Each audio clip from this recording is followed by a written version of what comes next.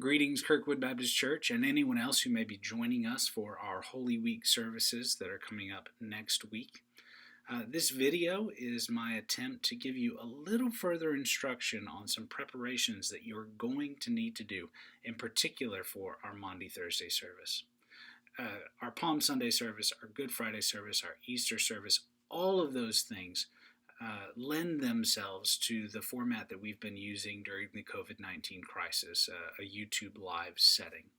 Maundy Thursday, though, has its own particular challenges. For the past several years, what we've done is we have done foot washing and then communion, although never in that order for cleanliness reasons.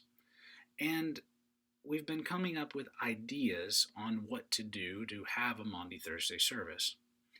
Obviously, foot washing is not a possibility. We can't even symbolically wash one another's feet in a streaming setting.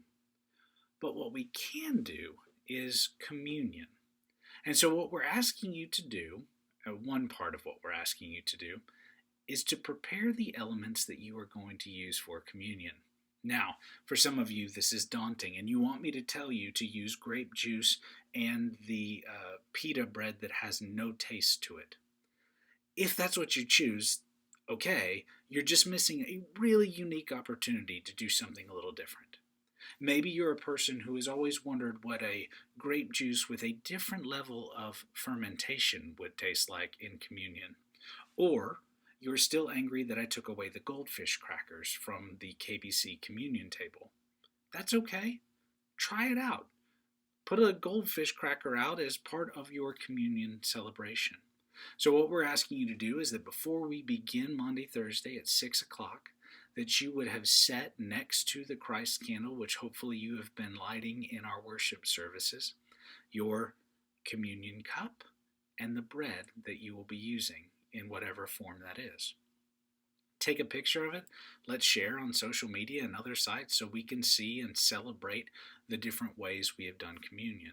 We will take communion together, and then we're going to do something a little bit different. We're guessing it'll happen around 6:30, where we will transition from the communion table to actually sharing a meal together.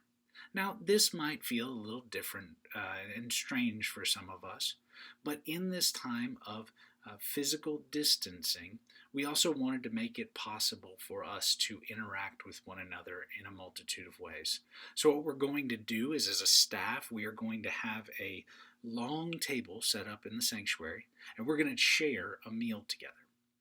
It will be physically distanced. We will be apart from one another. We're going to have our computers and electronic devices so that we can converse with you on YouTube Live, possibly open up some Zoom rooms so that we can see one another as we eat together, which I realize is weird watching other people eat, but we're watching other people do all sorts of things right now, so give it a try.